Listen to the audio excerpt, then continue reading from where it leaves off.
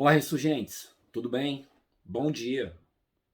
Hoje, segunda-feira, 30 de maio de 2022, precisamente às 4 horas e 46 minutos.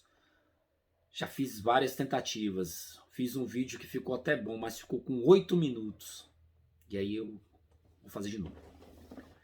Hoje o assunto é complicado, por isso que tá difícil falar sobre um assunto tão relevante em tão curto espaço de tempo. E hoje eu estou trazendo um assunto a pedido de um grande amigo meu, Barral, Bruno Barral, coordenador do Universo. Bom dia, Barral. Você me botou numa cilada, hein, cara? Brincadeira, você é meu amigo do peito. Falar sobre ansiedade, esse problema que afeta o mundo inteiro. Vamos lá. Primeiramente, a ansiedade, ela está ligada ao futuro. A um futuro. A pessoa está mais no futuro do que no presente. E a ansiedade tem dois fatores primordiais que geram ela: expectativa e preocupação. Sempre no futuro. Então, Baltasar Gracian, nesse livro aqui, que é um dos meus livros de cabeceira, A Arte da Prudência, ele fala que a expectativa é sempre maior do que a realidade. Então a gente nunca vai ter a expectativa vai ser sempre maior. Então a gente não precisa se preocupar com as expectativas que a gente não vai conseguir atender elas na sua plenitude. Então a gente tem que ficar tranquilo. E a preocupação é um outro grande problema, porque é preocupar a mente com algo que ainda não aconteceu.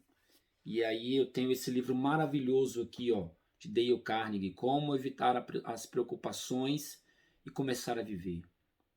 Então, ele ensina que 99% das coisas que a gente se preocupa, elas de fato não acontecem. Então, não faz sentido a gente ficar se preocupando com as coisas que ainda não aconteceram. É óbvio que a ansiedade, como o medo, e há medo na ansiedade, são unidos essas duas coisas, são gêmeos siameses, ansiedade e medo. É óbvio que em situações normais, em doses normais, digamos assim, o medo e a ansiedade, eles são mecanismos de defesa que Deus colocou na gente para que a gente se preservasse. O medo faz com que a gente evite muitas coisas e a ansiedade nos prepara para algo que ainda não aconteceu e em certas doses isso é bom. Mas o problema é quando passa por transtorno, que é o transtorno da ansiedade, que na verdade são vários os transtornos. A gente pode conferir isso, se quem quiser se aprofundar mais, DSM-5, que é o grande manual das doenças mentais, que todas as doenças mentais estão contidas nesse manual. E o transtorno de ansiedade é um transtorno mental. Então, ele gera na gente uma descarga de alguns neurotransmissores e de um hormônio, o hormônio cortisol, que é o hormônio do estresse, e dois neurotransmissores, a adrenalina e a noradrenalina, que não são a mesma coisa. São neurotransmissores que eles são secretados, digamos assim, na corrente sanguínea e faz com que a gente tenha aquela reação de lutar ou fugir.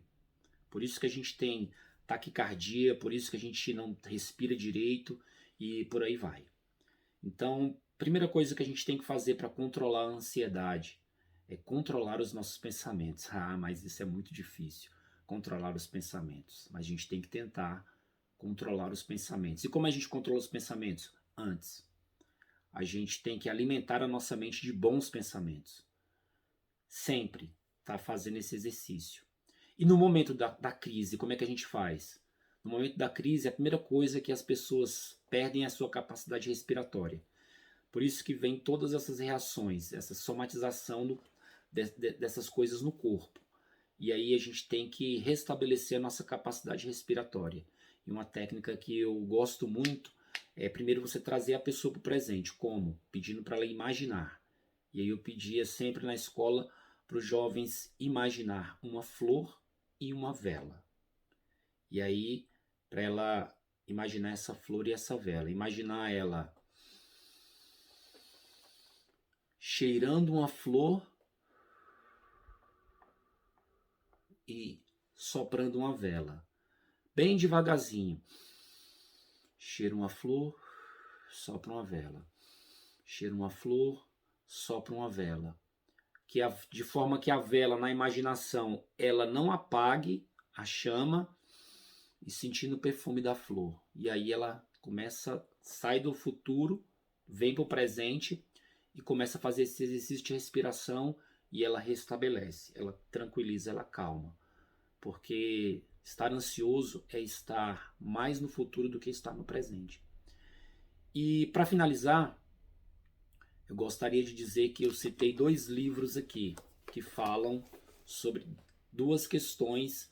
Fala sobre a preocupação e fala sobre a expectativa. Mas tem o grande conselho de todos os tempos sobre ansiedade. Dado por quem? Nada mais, nada menos do que por Jesus.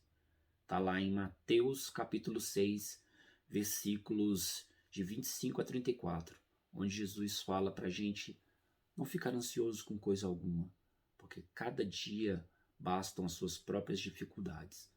Então, se você tem esse problema, primeiro, procure uma ajuda especializada, procure um psicólogo, procure um psiquiatra, um terapeuta, procure um amigo, tente usar essas técnicas. Eu poderia falar em outro vídeo sobre uma grande técnica, que é uma terapia, na verdade, a TCC, terapia cognitivo-comportamental, mas aí o vídeo já está muito grande.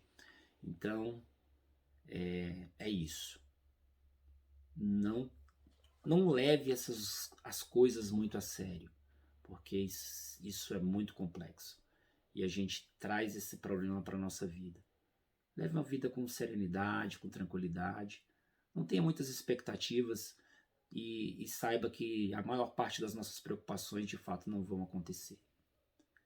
Ressurjamos. Bom dia.